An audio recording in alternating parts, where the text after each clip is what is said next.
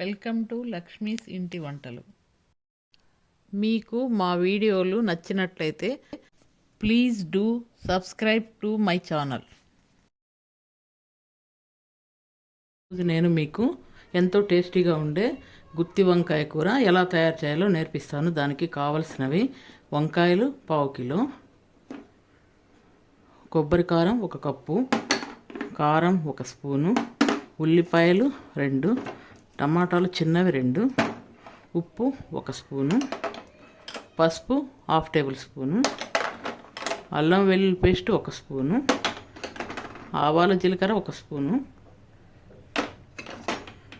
కొత్తిమీర కరివేపాకు కొద్దిగా, 1 చిన్న కప్పు పెరుగు, ధనియాల పొడి 1 స్పూను, నూనె సరిపడా 4 టేబుల్ స్పూన్లు. తయారీ విధానం: ముందుగా ఒక గిన్నెలోకి వంకాయలు కడుక్కోవడానికి సరిపడా నీళ్లు తీసుకోవాలి. తర్వాత వంకాయలను తీసుకొని ఇలా నీళ్ళల్లో వేసుకొని శుభ్రంగా కడుక్కోవాలి. శుభ్రంగా కడుక్కొని ఒక గిన్నెలోకి తీసుకోవాలి. ఇలా వంకాయలన్నీ ముందుగా శుభ్రంగా కడిగి పెట్టుకోవాలి. తర్వాత పొయ్యి వెలిగించుకొని గిన్నె వేడి చేసుకోవాలి. గిన్నె కొంచెం వేడైన తర్వాత వంకాయలు వేపుకోవడానికి కొద్దిగా నూనె పోసుకోవాలి. నూనె కొంచెం వేడైన తర్వాత 1 చిటికెడు ఉప్పు ఇందులో వేసుకోవాలి. తర్వాత మనం శుభ్రంగా కడిగి పెట్టుకున్న వంకాయల్ని ఇలా 4 భాగాలుగా కోసుకొని నూనెలో వేసుకోవాలి. అన్ని వంకాయలు వేసుకొని ఇలా నూనెలో చిన్న మంట మీద మూత పెట్టి మగ్గనివ్వాలి. వంకాయలు మగ్గేలోపు మనము ఒక మిక్సీ జార్ తీసుకొని అందులో మనం ఉల్లిపాయల్ని ఇలా కొంచెం పెద్ద ముక్కలుగా చేసుకొని కచ్చా పచ్చాగా మిక్సీ పట్టుకోవాలి. ఇలా ఉల్లిపాయల్ని మరీ మెత్తగా కాకుండా కొంచెము కచ్చా పచ్చాగా పట్టుకొని పక్కన పెట్టుకోవాలి. మధ్య మధ్యలో మూత తీసి వంకాయల్ని అటు ఇటు కదుపుతూ నూనెలో వంకాయల్ని బాగా మగ్గనివ్వాలి. మూత పెట్టి చిన్న మంట మీద మగ్గనివ్వాలి. వంకాయలన్నీ నూనెలో ఇలా బాగా ఉడికే వరకు మగ్గించుకోవాలి. ఇలా వంకాయలన్నీ ఒక గిన్నెలోకి తీసుకోవాలి. మనము నూనెలో మగ్గించుకున్న ఈ వంకాయల్ని ఇలా ఒక గిన్నెలోకి తీసుకొని పక్కన పెట్టుకోవాలి. తరువాత మిగిలిన నూనె కూడా వేసుకోవాలి. నూనె కొంచెం వేడైన తర్వాత ఆవాలు జీలకర్ర వేసుకోవాలి. అవి కొంచెం వేగిన తర్వాత కరివేపాకు వేసుకోవాలి.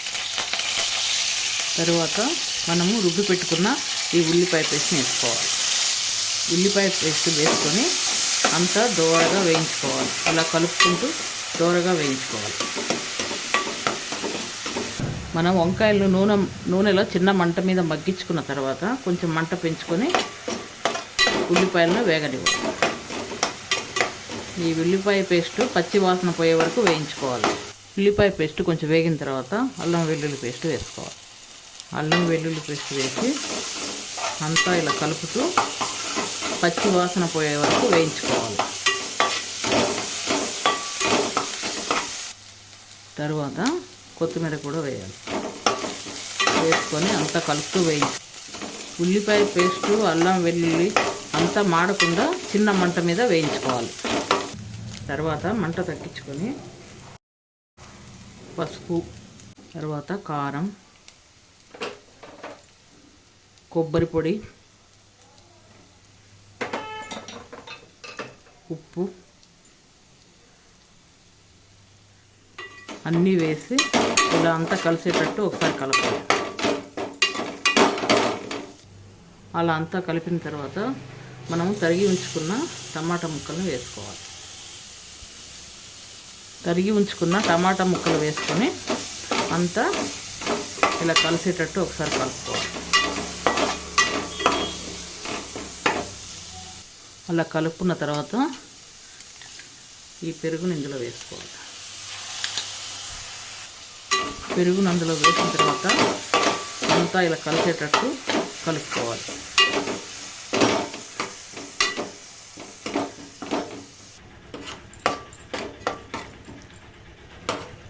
పెరుగు అంతా ఇలా కలిసేటట్టు కలుపుకొని మంట కొంచెం పెంచుకొని నూనె పైకి తేలే వరకు ఉడికించుకోవాలి. టమాటా ముక్కల్ని మధ్య మధ్యలో ఇలా కలుపుతూ మాడకుండా ఉడికించుకోవాలి.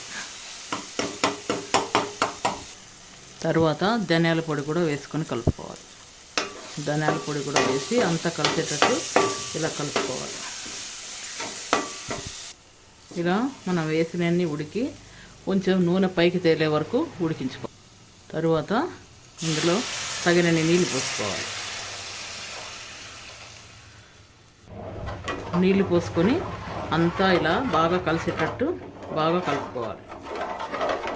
ఇలా అంతా బాగా కలుపుకున్న తర్వాత మంట కొంచెం పెద్దగా పెట్టుకొని మూత పెట్టి ఉడికించుకోవాలి.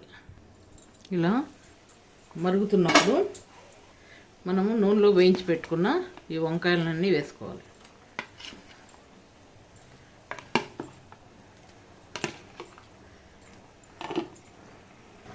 వంకాయలన్నీ వేసుకొని ఇలా అంతా ఒకసారి బాగా కలిపి మంట తగ్గించుకొని మూత పెట్టి చిన్న మంట మీద వంకాయలు ఉడికే వరకు ఉడికించుకోవాలి. మధ్య మధ్యలో మూత తీసి ఇలా అంతా కలుపుతూ ఉండాలి చూసుకుంటూ. వంకాయ కూర ఉడికేటప్పుడు మూత తీసి మధ్య మధ్యలో వంకాయల్ని అటు ఇటు తిప్పుతూ ఉడికించుకోవాలి. రెండు వైపులా ఉడికేటట్టు ఉడికించుకోవాలి. ఈ వంకాయ కూరలో నేను వేసిన కొబ్బరి పొడి ఇంతకుముందు వీడియోలో చేసి చూపించాను, అలానే చేసుకోండి. ఈ వంకాయ కూర అన్నంలోకి, చపాతీలోకి, జొన్న రొట్టెలోకి చాలా బాగుంటుంది. చివరిగా కొత్తిమీర వేసుకోవాలి. వేసుకొని ఒక 2 నిమిషాలు మగ్గనివ్వాలి. 2 నిమిషాల తర్వాత మూత వేసి వంకాయ ఉడికిన తర్వాత ఇలా రెడీ అవుతుంది. అంతే, ఎంతో టేస్టీ అయిన గుత్తి వంకాయ కూర రెడీ.